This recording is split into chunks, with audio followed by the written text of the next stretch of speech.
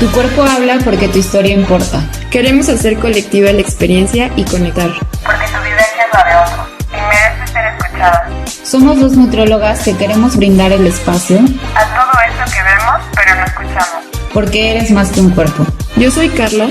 Y yo soy Laura. Y queremos escuchar lo que tu cuerpo habla.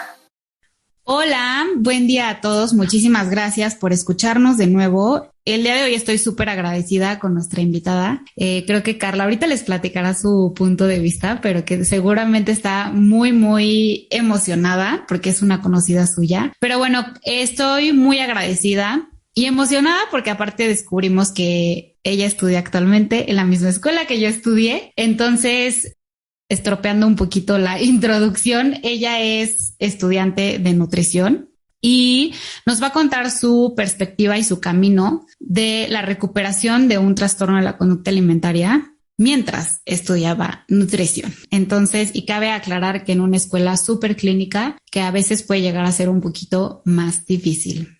Ay, pues yo también estoy súper agradecida y conmovida porque le guardo un cariño muy especial a Andy. La verdad es que Andy es una de esas instamigas, así lo escuché hoy. Quise robar esa palabra. Pero pues son de las colegas que he topado en redes sociales y que pues de alguna manera fueron como ese lugar seguro que tanto pedía que llegara. Entonces, pues Andy me ha contado a mí y a otros colegas, nos han compartido parte de su historia. Y que hoy comparta su historia a más gente para que se sienta identificada, no se sienta sola y sepa que pues es algo que no es sencillo. Me parece increíble. Entonces, si de por sí ya la admiraba porque es alguien que sabe mucho, ahora más porque pienso que compartir tu historia en general no es sencillo, ¿no? Como Lau y yo en el primer episodio que lo grabamos como 3 veces y no les habíamos dicho. Pero bueno, sin más, platícanos un poco más de nuestra invitada, Lau. Sí, ella es Andrea Alarcón, como les decía, es estudiante de nutrición con un enfoque peso inclusivo y libre de estigma. Es certificada también en psicología de la alimentación, embajadora, nada más y nada menos, embajadora estudiantil de la ADS, que es Anti-Diet Dietetic Students, y miembro de la ASDA, Asociación por la Diversidad Corporal y Salud. Además, es sobreviviente de un TCA. Bienvenida, Andrea. Ay, pues muchas gracias con tremenda introducción, ¿no? Hasta me dejan sin palabras. La verdad es que es un honor que me hayan invitado a poder hablar sobre un tema que me ha costado muchísimo verbalizar en muchos espacios por el gran estigma y prejuicio que hay en torno a los temas de los trastornos alimenticios. Y estoy muy emocionada porque he seguido el proyecto de ustedes de su podcast desde el inicio y siempre se lo recomiendo a todas las personas que pueda. Cada episodio siempre me deja con una reflexión y un cuestionamiento muy importante, así que espero que este no sea la excepción. No, ay, muchas gracias, Andy. De hecho, no te había contado, pero Andy me dijo que había sido parte del podcast de su recuperación y eso, o sea, me parece súper bonito porque al final se cumple el objetivo de, pues, este espacio, ¿no? Justo, así siempre al inicio decíamos, con que le llegue a una persona, a 2 personas. Entonces, qué emoción y muchísimas gracias por confiar en nosotras y por apoyarnos, Andy. No, a ustedes también por la confianza y por también generar este podcast, porque como le decía Carla, ha sido un espacio en donde también me siento segura e identificada con muchos temas que han tocado, así que también han repercutido mucho tanto en mi transición de una nutrióloga pesocentrista, peso incluyente, como en mi recuperación.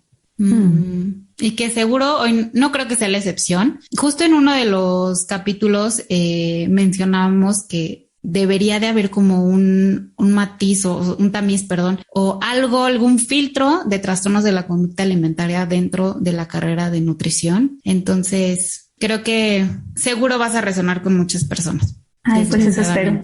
No, pero ¿sabes qué? Sí existe un tamizaje. De hecho, cuando entras a la universidad sí te hacen un examen psicométrico, pero muchas veces suele pasar por desapercibido. El mío pasó desapercibido. A mí también me hicieron examen psicométrico. Me acuerdo que hasta me había salido, tiende a importarle mucho la opinión de los demás. Y sí, es cierto, es algo que he trabajado, pero no recuerdo como que haya habido un seguimiento como tal y tampoco que ese examen diagnosticara si podía haber un TCA, sino como otras cosas Bueno, a mí el que me tocó fue un poco más general, como no tan dirigido hacia trastornos, pero no sé si digo en ya unos años que me titulé, entonces tal vez ya es diferente. Pero aún así le falta muchísimo por mejorar ese tamiz que ya están incluyendo. Sí. Y Andy, igual retomando esto del proceso que nos platicabas, ¿cómo fue cambiar de nutrióloga tradicional a nutrióloga peso inclusiva estando todavía estudiando? Porque la mayoría de las colegas, como que han sido pocas las que hacen su transición estudiando. Otras han sido como que ya salí, ya ejercí, me di cuenta que algo está raro y entonces empiezo como a deconstruirme. Pero estando en la carrera, hasta yo me ponía en tu lugar y decía, no imagino cómo es. La verdad es que ha sido de las cosas más duras que he tenido que pasar, porque la razón por la que yo decidí cambiar mi enfoque, vaya, que no me gusta llamarle como cambio de enfoque, sino que decidí darme cuenta de la verdadera evidencia científica, fue gracias a que experimenté como una crisis emocional, personal, con respecto a mi imagen corporal y con la comida durante la pandemia de COVID-19. Yo no lo sabía en ese momento, pero había tocado fondo con mi trastorno y yo ya no sabía, yo sentía que me estaba volviendo loca. No sabía qué era lo que me pasaba, ya yo sentía que era adicta a la comida y empecé a tener ideación suicida, que esto es algo que igual me cuesta mucho hablar porque nunca lo había experimentado hasta la pandemia. Y fue gracias a esto que yo me topé con Raquel Obatón en redes sociales, que cabe aclarar que ella la seguía porque ella fue a dar una plática a mi escuela, pero o sea, lo que dijo me entró por un oído y me salió por el otro. Yo decía, ay, pues sí, está súper padre todo lo que me comentas, pero yo sí necesito bajar de peso. Yo no puedo alimentarme de forma intuitiva porque yo sí necesito un papelito que me diga cómo comer. Y bueno, total que voy viendo sus redes sociales y me doy cuenta que habla sobre algo que se llama salud en todas las tallas y alimentación intuitiva. Y yo decía, Dios, ¿qué es esto? Como que esto está súper, súper raro y nunca me gusta quedarme con la duda, así que empecé a ver sus videos, todas sus publicaciones, y meses después decidí comprar el libro de alimentación intuitiva, el original. Y les prometo que de verdad leyendo este libro era una gran ansiedad la que yo sentía, porque yo me sentía identificada con todo lo que decían del dietismo crónico y de todos los efectos de las dietas. Decía, no inventes, me siento muy representada, pero a la par no sé cómo hacer esto.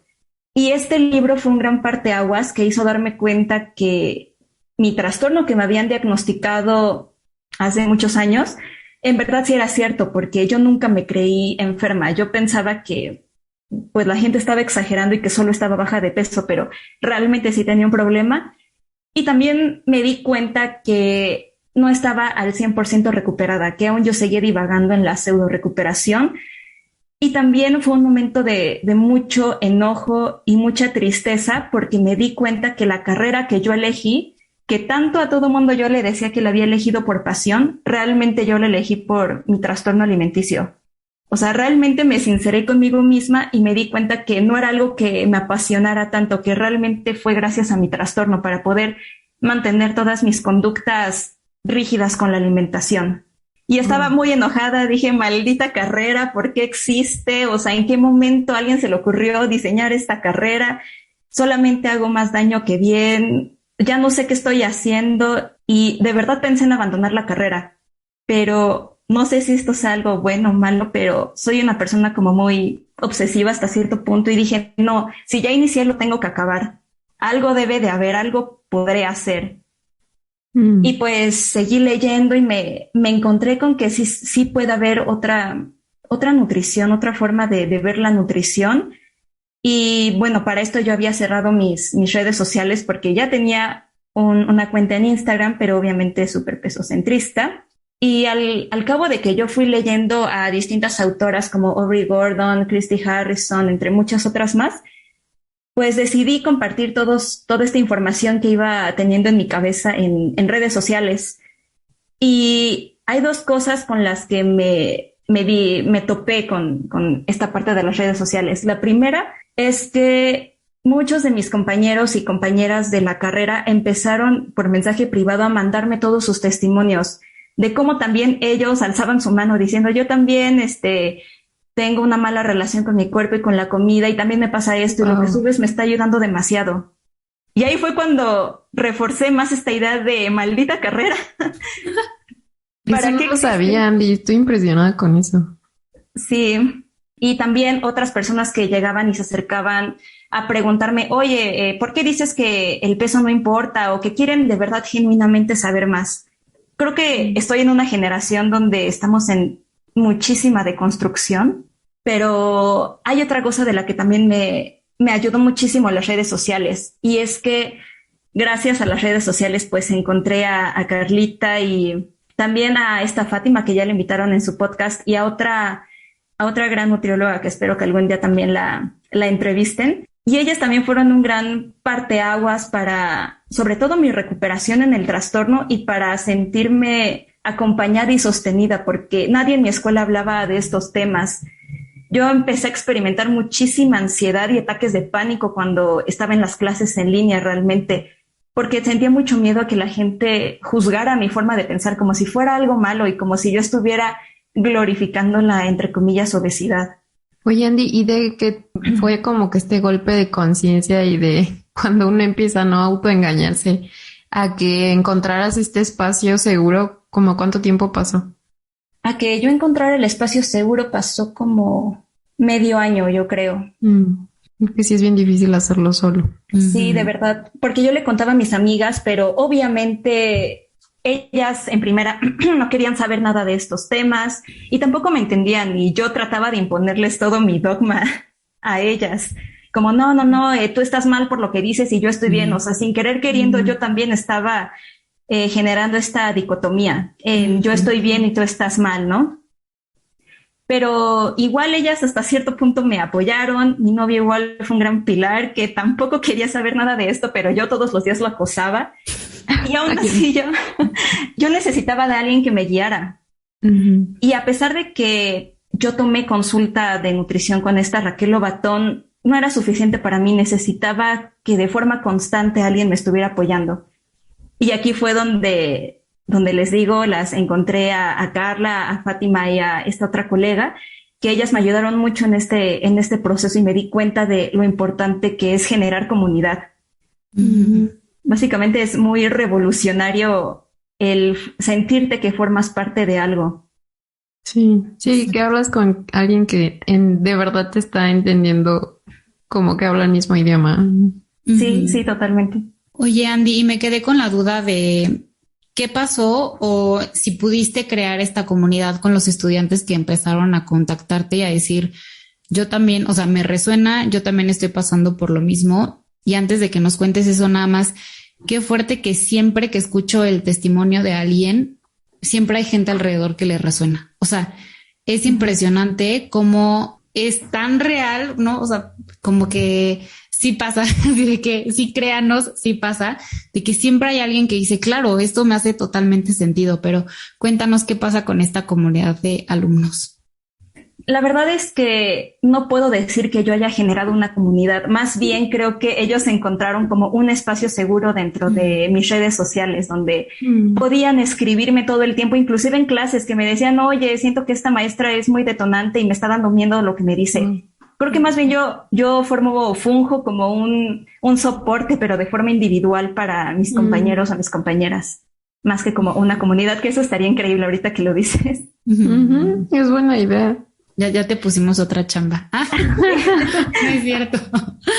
Oye, Andy, cuéntanos un poquito más sobre como la historia detrás de tu trastorno. Nos decías, ¿no? Que por lo que entiendo fue hace mucho tiempo que te fue diagnosticado, como que no lo quisiste creer. Cuéntanos qué fue, o sea, cómo fue este diagnóstico y qué pasó y cómo se te detonó de nuevo. La verdad, justamente eso estaba pensando ayer, en cómo es que se desarrolló mi trastorno, porque tengo como que fragmentos de la historia y haciendo memoria logré recordar el momento exacto en el que mi relación con la comida y con mi cuerpo se corrompió totalmente. Y esto fue cuando tenía 11 años. Recuerdo que mi mamá me acompañó a buscar un vestido de graduación porque me graduaba de la primaria.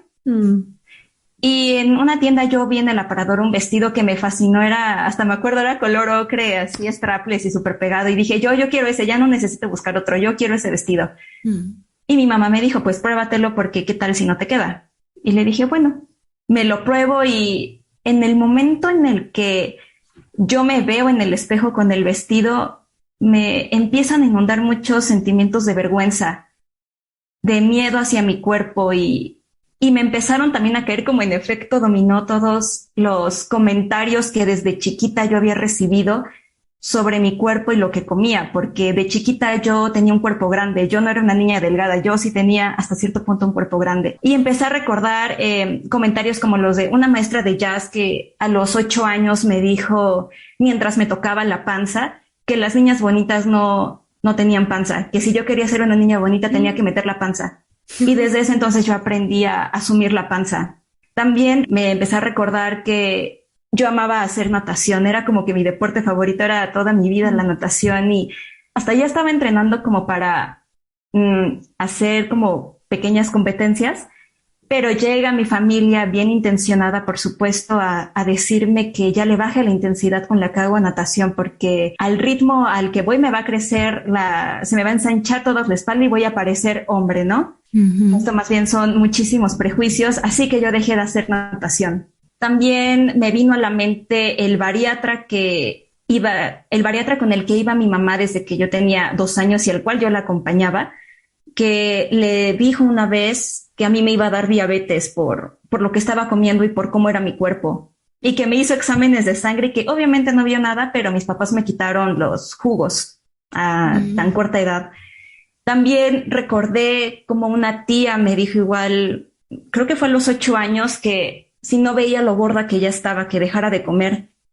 En ese momento me afectó y sí dejé de comer el día que me lo dijo, pero después creo que se me olvidó.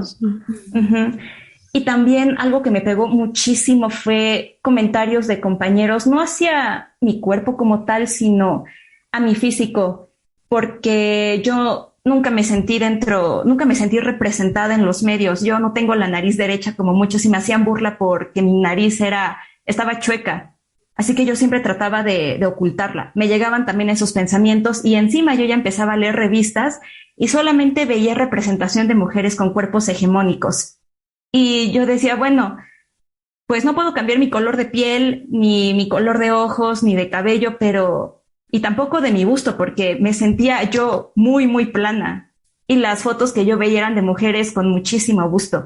Y decía, bueno, al menos lo único que puedo hacer es aplanar mi abdomen. Y dije, bueno, al menos esa va a ser mi meta para la graduación.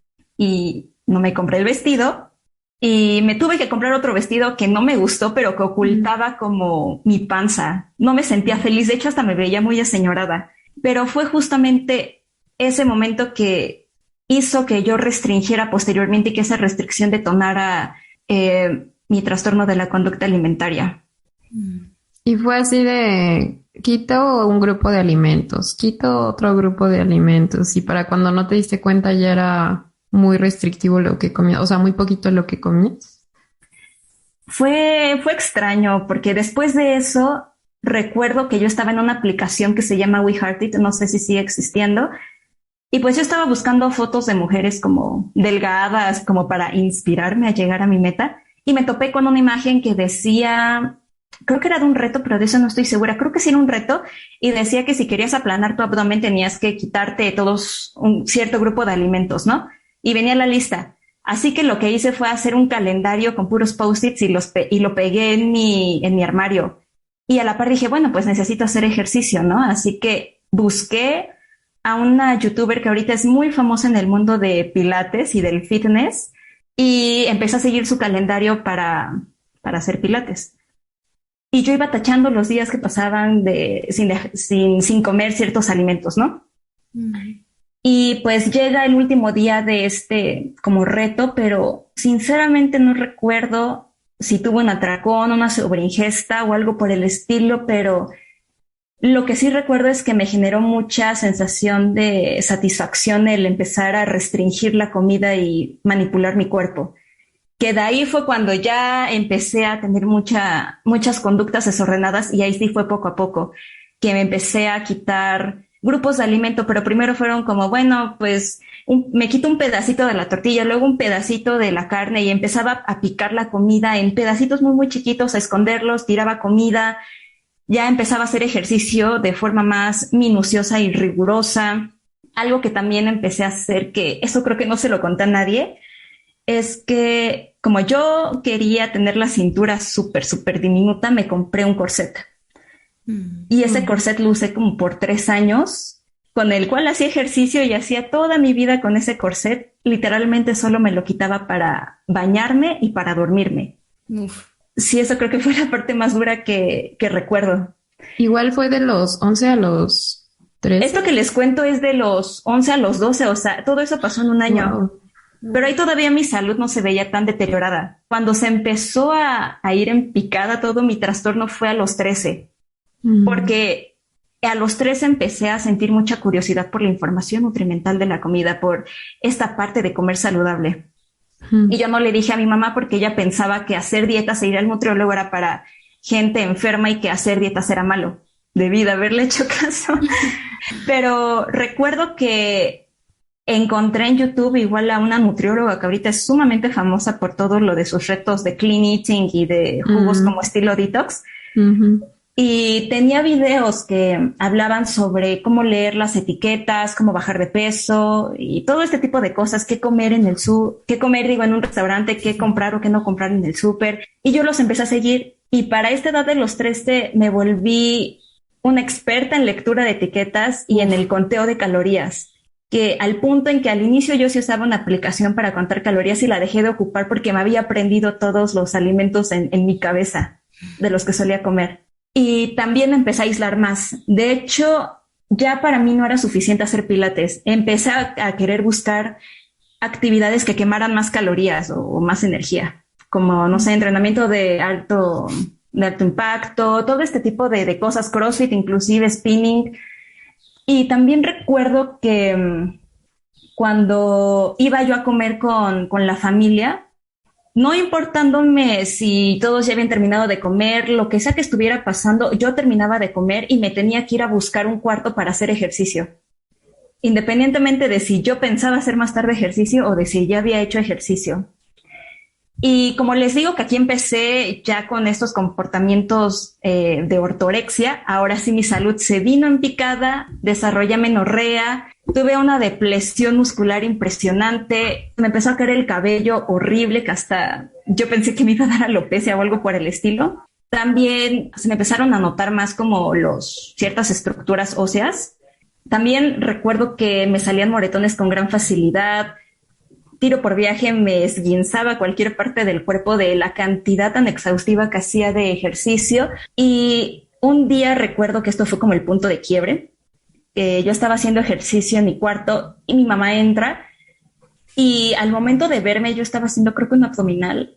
Yo creo que fue algo que le impactó tanto que me paró del suelo y me llevó al baño y me paró enfrente del espejo y me dijo, ¿qué no te estás viendo que te estás matando?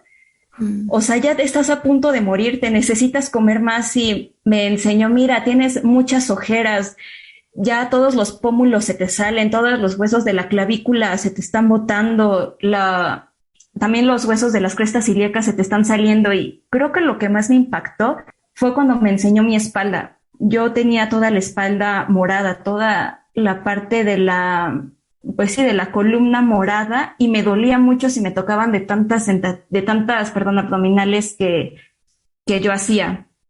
Pero aún así, a pesar de verme yo sumamente delgada, no pensaba que estuviera mal, porque le decía que cómo iba a estar mal si yo comía todo asado, a la plancha, al vapor.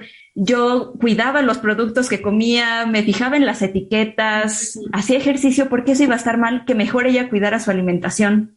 ¿Y eso le contestaste tú? Sí. Wow. Y desde entonces yo veía a mi mamá llorar mucho porque pensaba que me iba a morir básicamente, porque cada vez yo tenía muchísimo sueño y dormía mucho tiempo. O sea, a pesar de que sacaba energía para hacer ejercicio, todo el demás tiempo yo me la pasaba dormida. Y ahí estabas en la secundaria. Sí, ahí estaba. en tercero de secundaria, que de hecho recuerdo ahorita esto me vino a la mente que un día me quedé dormida en clases y al final de la clase la maestra se acercó conmigo y me dijo que si todo estaba bien en mi casa, que si necesitaba ayuda, que de un tiempo para acá ya me veía como muy cansada. Y yo pues estaba sacada de onda, le dije, no, pues no me pasa nada, estoy bien, gracias. Y pues mi mamá estaba muy asustada, así que fue con este bariatra con el que iba, le contó que yo estaba negada a subir de peso, que ni por nada del mundo yo iba a subir de peso. Y le dijo, no te preocupes, cómprale un polvo de proteína y que se lo tome en X momentos y con eso. Y pues ya, me compraron el bote de proteína y no pasó ni una semana y caí al hospital de tanta cantidad de proteína que estaba comiendo. Tenía muchísimo dolor y pues claro, en el hospital trataron mi dolor, pero estuve en observaciones una semana en el hospital porque no les cuadraba el verme tan pálida y como muy delgada y que sobre todo que mis laboratorios estuvieran todavía normales. Estaban en el límite, pero seguían normales. Hasta que un día el jefe de pediatría se le ocurrió preguntarme sobre mis hábitos alimenticios y pues se dio cuenta que tenía un trastorno alimenticio. Me derivaron con un especialista y me diagnosticaron anorexia nerviosa restrictiva. Estoy impresionada de cómo falta, espero que ahorita ya un poco menos, pero cómo falta información de trastornos alimenticios, ¿no? Que a nadie se le ocurre que pueda estar sucediendo eso. Y también me impresiona mucho cómo el cuerpo hace todo para que todo se mantenga donde debe mantenerse. O sea, por más que lo maltratemos, él hace adaptaciones o así, pero así de yo te mantengo con vida. Eso me parece, siempre me ha parecido impresionante del cuerpo. Sí. Y debo decir que hasta ahorita lo pienso y fui afortunada porque solamente el 6% de las personas que tienen un trastorno de la conducta alimentaria entran en esta categoría de bajo peso, mientras que los demás, por no cumplir con este criterio, no les dan la atención que merecen y muchos inclusive llegan a perder la vida. Sí, igual y si estuvieras en un peso un poco más alto, ni se hubieran dado cuenta. Sí, que ahorita voy a contar también esa parte que estuve dentro de los dos lados de la moneda y ahí nadie me creyó cuando en un cuerpo más grande que tenía un trastorno. Cuéntanos, síguete. De una vez. Échale. Justo íbamos a eso, te íbamos a preguntar si mutó tu TCA o cuántos años pasaron entre anorexia y si siguió mutando. Y supongo que ahí viene esto que nos querías platicar. Sí, de hecho, pues, bueno, continuando un poco con la historia, yo no me quería recuperar. Me obligaron a que fuera el nutriólogo para que me obligaran a comer porque si no, de lo contrario, me amenazaron con hospitalizarme y que me iban a meter la comida por una sonda. Y yo no quería eso porque me dijeron que todavía estaba a tiempo, que todavía no tenía ningún riesgo de síndrome de realimentación y que podía comer ahorita. Pero que si no lo hacía ahorita me iban a tener que meter un tubo. Y como veía que todo el mundo estaba llorando y muy preocupado por mi salud, dije, bueno, ya, o sea, cálmense, está bien, voy a comer, ¿no? Pero igual esta nutrióloga súper pesocentrista y me dijo, no te preocupes, tienes que subir de peso, pero no vas a subir mucho de peso. No creas que vas a llegar a este famoso sobrepeso u obesidad. Y me dio una hoja llena de puros equivalentes y me espanté al ver muchísima comida. Dije, no, yo no puedo comer esto. Y las empecé a contar, obviamente, porque más o menos sabía calcularle esta parte de los equivalentes y yo decidía si sí lo iba a comer o no lo iba a comer al ver la cantidad de comida. Total, lo que hice fue que solamente seguí estos grupos de alimento que me mandaba y ahí fue cuando empecé a sentir un hambre extrema. Literal me quería comer la mesa y el refrigerador al mismo tiempo y cedí a eso. Y nadie me juzgó en ese momento, todo fue muy bien. Y me dieron de alta porque regresó mi periodo y porque estaba ya en un IMC, entre comillas, normal. El problema es que nunca a nadie le importó ver si yo tenía insatisfacción corporal, el miedo a la gordura, en todas mis creencias en torno a la alimentación, que volvía a recaer a los 6 meses. Y es como que eso trabaja de raíz y solo come y ya, todo se arregla. Exacto. Y la razón por la que recaí fue porque yo empecé a sentirme muy hinchada y a sentir que ganaba mucha grasa en la zona abdominal, que esto es algo muy normal del proceso de realimentación, que yo no lo sabía en ese momento. Y dije, no, yo en mi vida voy a volver a estar gorda. Y fui con una nutrióloga, ahora sí. Oye, pero ahí nadie te explicó, ¿vas a tener malestares gastrointestinales? Nadie me explicó nada. ¿Y era especialista en PCA? ¿Con quién? No, era una dietista del ISSSTE. Uf, ok. Y pues bueno, fue aquí cuando yo estuve con esta pseudo recuperación por 6 años. ¿Aquí ya cuántos años tenías? Aquí yo tenía ya 15. Ok. No, como 16, perdón, tenía como 16 me parece, no recuerdo bien, creo que sí 16. Y bueno, voy con esta nutrióloga y como fue como mi primera dieta, por así decirlo, pues logré bajar de peso y lo mantuve por 2 años. Yo era esa paciente estrella, que me ponían casi la estrellita en la frente, pero detrás de todo eso había muchísima restricción y miedo a comer y miedo a engordar. Uh-huh. Y cuando ya mutó mi trastorno fue como unos meses antes de que iniciara la pandemia, que para mí ya se me hacía muy difícil mantener la restricción. Ya ni me bastaba con los cheat meals, ya ni eso me bastaba, ya como que empecé a obsesionarme mucho con la comida. Todo el tiempo lo único que pensaba era comida y hasta ya tenía muchísimos problemas intestinales, que además me habían diagnosticado gastritis, síndrome de intestino irritable y también me vieron una úlcera en el colon. Así que esto también me lleva a ir con otra nutrióloga. Y al momento de que yo le platico mis diagnósticos y que yo ya había tenido un TCA que según yo ya me había sanado completamente, lo que hizo en lugar de hacer que comiera más y que tuviera una mayor variedad de alimentos fue restringirme. Me mandó una dieta baja en FODMAPs y probióticos. Y aquí yo estuve como 4 meses con ella y los 2 primeros meses yo dije, no, me voy a pegar muchísimo porque no puedo volver a estar gorda, necesito volver a bajar de peso.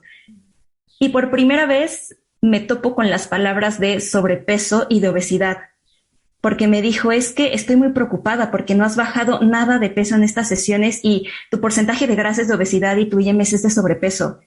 De seguro tienes resistencia a la insulina.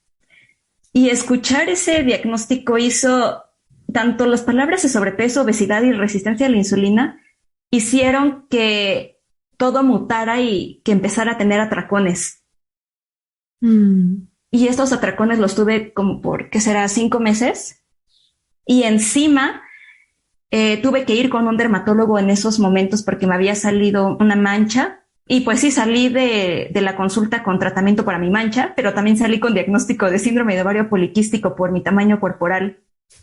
O sea que ni siquiera te revisaron análisis ni nada. Exactamente. Y aparte también fui con una ginecóloga y yo le expliqué que todo mi trastorno, lo que había pasado y que tenía esta inquietud de si el busto volvía a crecer, porque esto es algo que siempre me marcó muchísimo, el no tener nada de busto, porque en mi familia siempre, bueno, nos caracterizamos por tener mucho busto. Y lo que me dijo es que era mi culpa cómo mi cuerpo se veía, que ahora yo tenía que cargar con que mi busto estuviera pequeño y que era mi culpa, que yo frené mi crecimiento, que de lo contrario yo sí hubiera sido para tener un busto grande. Y esto también fue algo que me marcó muchísimo, muchísimo, el que me dijera que fue mi culpa el que no me desarrollara completamente.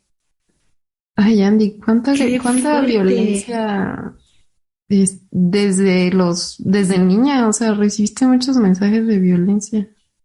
Sí, y todo esto fue lo que hizo que también yo empezara a tener atracones, porque pasé de ser la paciente estrella, la paciente perfecta, la que mejor se adhiere, a la que ya no le creen, a la que ya no le creían solamente por su tamaño corporal.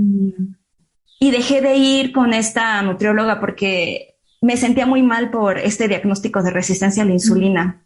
Y pues... Que de nuevo no hubo estudios, simplemente vio tu cuerpo y ya. Y que de nuevo sí me hice eventualmente los estudios y no tengo resistencia a la insulina, que... Esto también me tranquilizó un poco, pero yo empecé a tener atracones, pero atracones ya muy desmesurados que empezaron a hacer como 4 veces a la semana. Llegó un punto en donde yo de verdad le supliqué a mi papá que dejara de comprar pan de dulce porque yo lo tenía con el pan, que yo era una adicta a la comida, que yo necesitaba ir a comedores anónimos, que ya por favor dejara de martirizarme con el pan. Y pues él, con todo lo que sabía hacer y con el amor que me tiene, lo que hizo fue esconderme la comida. Y cuando todos iban a dormir, llegó un punto en donde yo ponía patas arriba toda la cocina para encontrar esa comida. Algo que nunca hubiera hecho yo años atrás. Ya me encontraba yo inclusive agarrando la comida de su portafolio que mi mamá se lo empacaba y me lo comía todo. Y después me inundaba una culpa muy, muy horrible, que me sentía una mala persona, decía, ¿cómo es posible? Soy nutrióloga. Y llegó un punto donde ya no soporté tanto que yo pensé en terminar con mi vida. Dije, es que ya no puedo, no, ya, esto ya es demasiado para mí, es muy abrumador mentalmente. Y también empecé a ver videos sobre cómo asquearme con la comida, de imaginarme la comida con gusanos y este tipo de cosas. Y es ahí cuando yo me di cuenta que algo estaba mal y que por eso fue que cambié de enfoque y pedí ayuda. Oye, y recuerdo que habías también pasado como por una etapa como rozando la vigorexia, ¿no? Sí, que esto fue en la preparatoria, que de verdad yo sí logré marcarme, o sea, fue todo el opuesto. Decía, está bien, ya no me importa el peso, pero lo que sí me importa es mi porcentaje de músculo y mi porcentaje de grasa. Y llevarme mis toppers a todas partes, que de hecho me decían la chica topper en la prepa. Y sí, estuve ahí un tiempo con la vigorexia, porque además yo no veía la definición muscular, yo me seguía percibiendo de un tamaño corporal muy grande. Oye, Andy, y esta parte de los atracones, ya era estudiando nutrición. Sí. ¿Cómo es que, dónde encuentras esta ayuda y este refugio? ¿Y cómo es que fue para ti vivir todo esto estudiando nutrición? Híjole, creo que eso fue la parte más duras de los atracones. Creo que el refugio yo lo encontré primero en Raquel. Con ella yo tomé esta terapia nutricional para que me ayudara, pues, a salir del trastorno. De hecho, ella fue la que me hizo también darme cuenta que yo seguía teniendo un trastorno, que yo nunca me había curado realmente. Así que también en esa parte me ayudó. Y creo que eso fue lo que más me ayudó con los atracones, el darme permiso incondicional para comer. O sea, algo que sí debo de decir es que mi recuperación fue muy, muy rápida. Siento que debí de haberlo hecho de forma más pausada, pero soy muy impaciente y yo decía, ya, es que ya quiero sanar, ya, o sea, no puedo esperar más. Y yo decía, sí, ya voy a hacer las paces con la comida y sí, de verdad, yo me dije, ahora sí me voy a meter en la fase de luna de miel con todo. No lo hice uno por uno, sí me metí con todo en esta fase de luna de miel. Sí, me acuerdo que nos decías que te había costado mucho el agua de sabor y que era te obligabas a... El agua de sabor era mi mayor fear food junto con las malteadas. Todo lo que sea como calorías líquidas, porque eso me lo taladraron en la carrera, que es donde más energía se consume, es lo que más trabajo me costó como desprogramar en mi cabeza. Y tú obtenías como esta información de Raquel, pero, o sea, en tu consulta y lo que leías, pero ¿qué te decían en la carrera? ¿Y eso te hacía como retroceder o decías, no, ya estoy segura que quiero lograr esto? La verdad es que mi recuperación como yo la viví durante la pandemia y teniendo clases en línea fue un poco más sencillo, porque fue un momento donde yo justo no me veía en el espejo, porque sentía que si yo me veía en el espejo eso iba a ser un gran detonante para mí, iba por ver mi cuerpo cambiar. Así que yo solamente comía y no me guiaba, de hecho, por mis señales de hambre y saciedad, yo me guiaba más por esta hambre extrema que tenía, el hambre mental. El hambre mental era lo que guiaba mi alimentación, no tanto como las señales físicas del hambre. Pero la carrera sí, por momentos sí me lo detonaba, porque luego hablaban de alimentos ultraprocesados que te generan diabetes, que te generan hígado graso. Así que la parte de ortorexia fue lo que más me costó trabajo, porque la carrera de por sí es sumamente salutista. Y recuerdo que también había pasado que o sea, que fue difícil este proceso de estar online y llegar a presencial. ¿Cómo fue para ti ahí? Sí, de hecho, bueno, como les platicaba, el haber estado en línea fue algo que me ayudó muchísimo en la recuperación, en motivarme a así comer, de ya hacer las paces con la comida, porque de hecho, yo para poder hacer las paces con la comida tuve que comer todo un año en restaurantes sin comida rápida. Porque de otra forma no creo haber logrado ni la rehabilitación nutricional ni la reprogramación neuronal en cuanto a mis creencias y mis fear foods. Yo pensé que ya estaba bien, pero entro de nuevo a clases presenciales y siento como si me fuera para abajo. el simple hecho de ver mi cuerpo, cómo había cambiado y cómo los demás habían bajado de peso, o que se veían más delgados o que se veían marcados, yo me sentía como rara, como yo necesito hacer eso. Para ser una nutrióloga exitosa, yo necesito estar marcada. Y de nuevo venían pensamientos sobre restricción, sobre vuelvo a contar calorías. Y a veces me resultaba un poco complicado porque no es un gran ambiente para sanarse de un trastorno de la conducta alimentaria. Que esto también me llevó a buscar terapia psicológica porque ya no podía con toda la información que me daban. Sentía que mi cerebro se tenía que dividir en dos. Una parte donde yo absorbiera lo que me enseñaban en la escuela sobre estas teorías de la guerra contra la obesidad y del balance energético y todo este rollo, pero solo para pasar los exámenes y que después desapareciera, y otra parte de mi cerebro donde me recordara constantemente toda la evidencia científica y que yo sí necesitaba comer más y que sin importar lo que alguien me dijera, no estaba mal comer ultraprocesados y aunque los comiera todos los días, que yo no estaba mal. Es que sí estuvo muy fuerte el choque de ideas. Y sí, sí recuerdo mucho ese, porque pues ya compartíamos este espacio juntas y recuerdo ese cambio de ya voy mucho mejor y de pronto muchas crisis cuando ya fue presencial. De hecho, hace relativamente poco tiempo igual tuve una crisis, pero esto fue por una página de nutrición en redes sociales y se me ocurrió ver sus historias y vi una que decía que no estaba mal comer unos productos que eran unas galletas, que no estaba mal comerlos, que no tienen nada de malo, pero todos los días no. Que tienes que cuestionarte de verdad si esto es algo que necesitas, ¿no?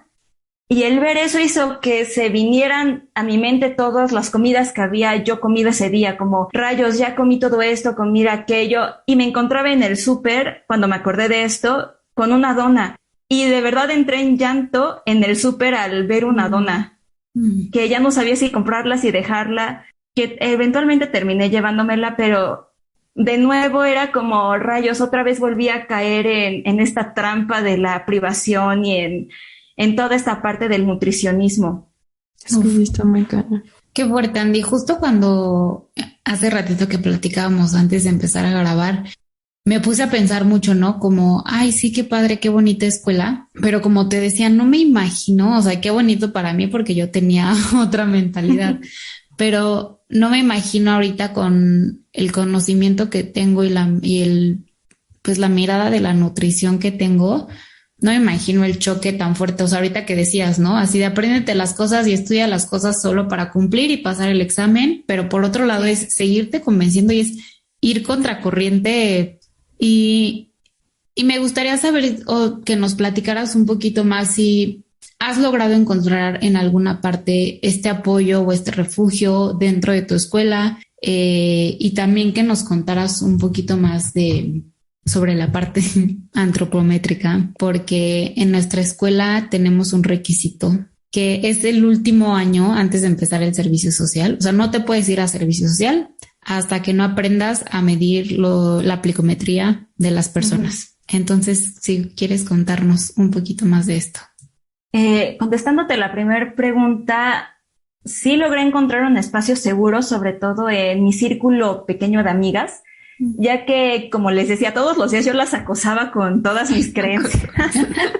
Eventualmente, o sea, teníamos muchos debates, pero eventualmente eso sirvió para que también fueran transformando su pensamiento. Y ya me sentía yo en confianza y les contaba mis crisis y estaban ahí para sostenerme y apoyarme y no me juzgaban. Así que en ellas encontré como que un espacio seguro y también en mi novio, o sea, él está haciendo su servicio social ahí y a veces cuando me sentía mal también iba al lugar donde estaba trabajando y le decía cómo me sentía y me ayudaba y eventualmente solamente tuve esos dos espacios seguros dentro de la escuela.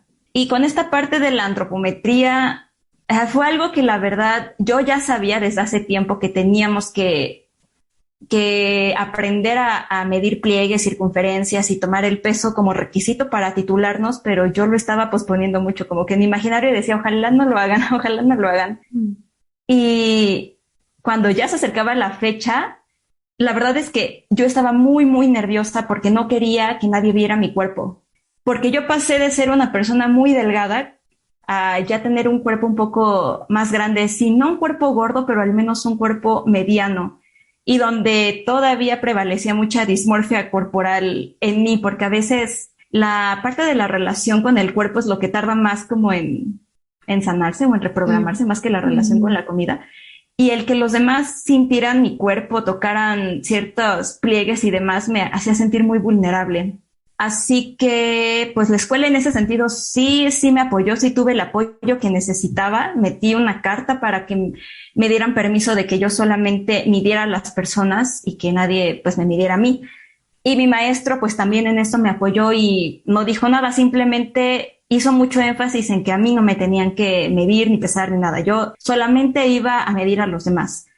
Y también una maestra que se enteró de que no me estaban midiendo se sacó mucho de onda de ¿y por qué a ella no la están midiendo si a los demás sí los están midiendo?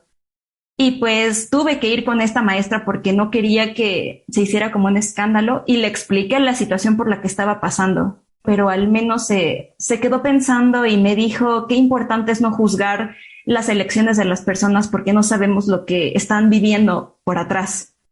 Sí, y esto me hace pensar que falta mucha información de TCAs en la carrera. Sí. Andy, te juro, creo que no se me alcanza a ver, pero se me salieron las lágrimas porque ahorita que lo platicabas, me vino a la mente así la imagen donde estábamos en el salón encerrados, porque aparte nos forman a todos así.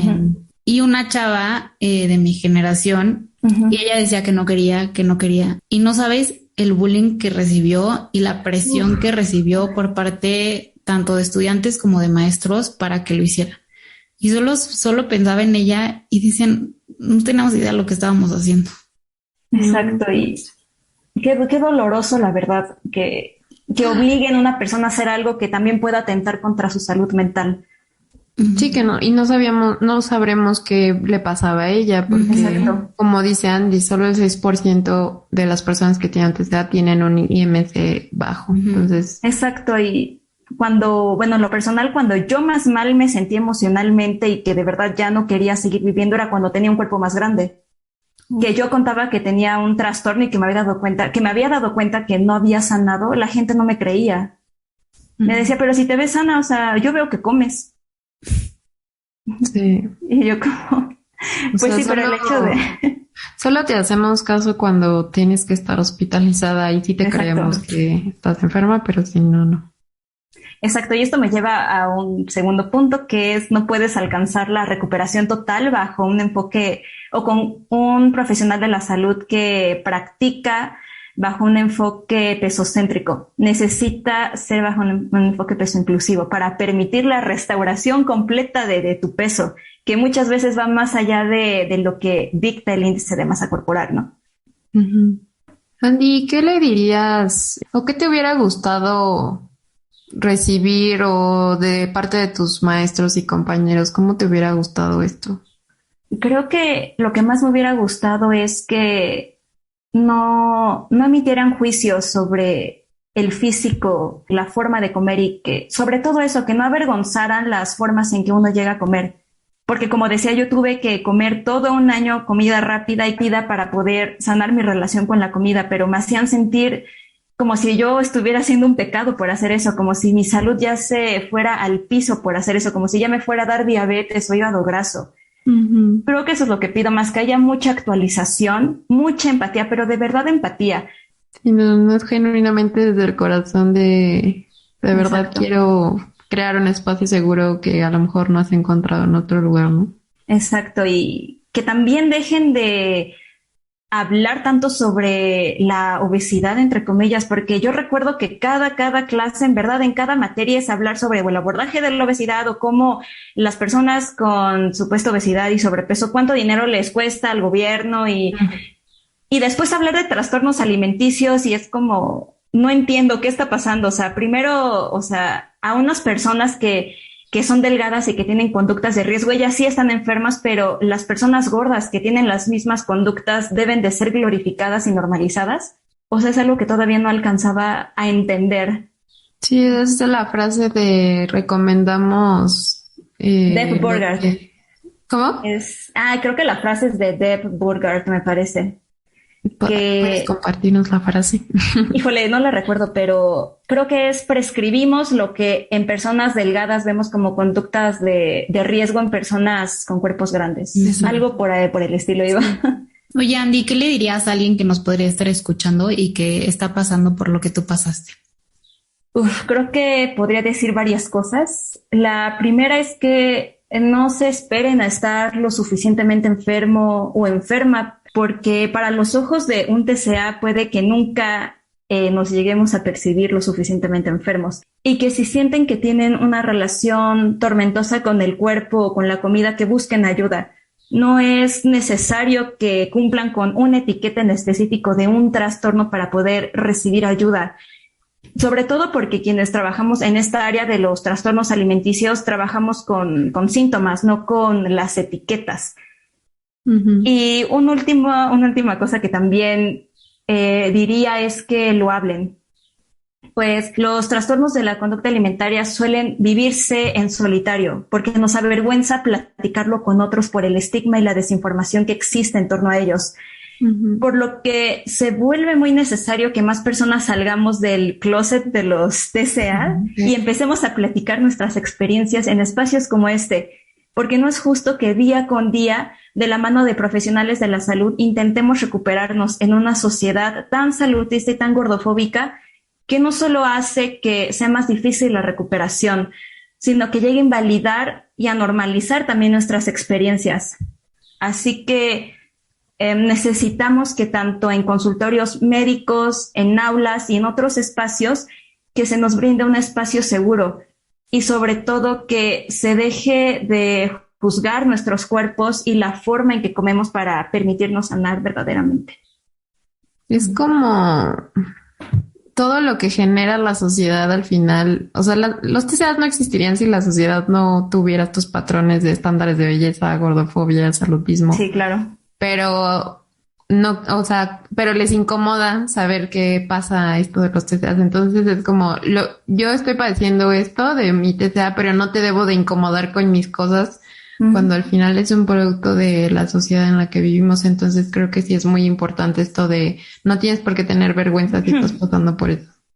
No te tienen por qué dar vergüenza decirle a tu maestro, decirle a tu profesional de la salud, porque es algo que no te generaste tú solito y que tampoco tú solito vas a salir de ahí.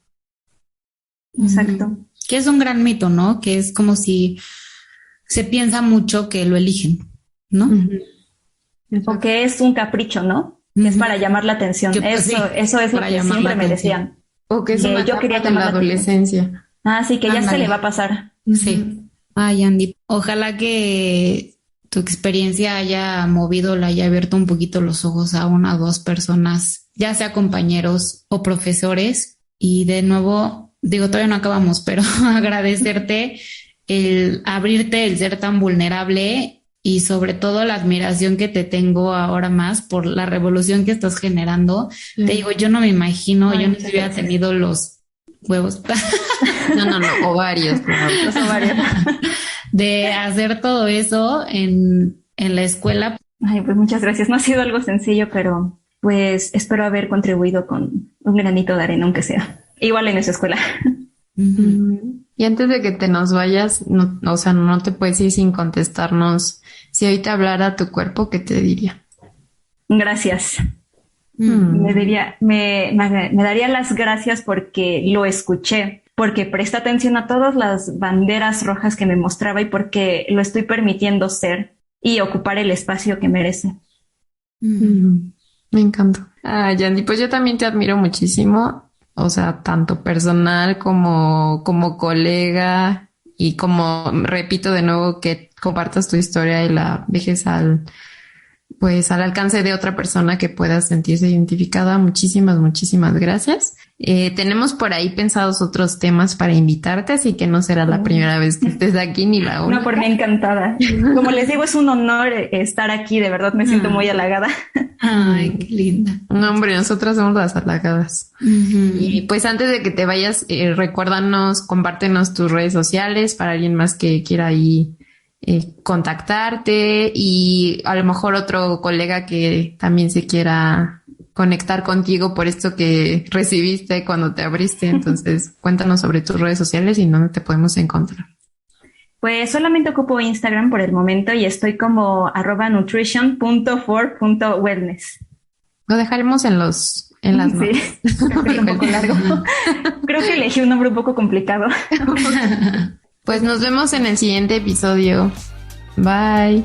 Nos encantaría que nos escribieras a nuestras redes sociales tu opinión sobre este u otro episodio que te haya gustado. No olvides que nos puedes encontrar como @tucuerpohablapodcast en Instagram y Facebook. Y para que no te pierdas ninguno de nuestros episodios, no olvides suscribirte y calificarnos.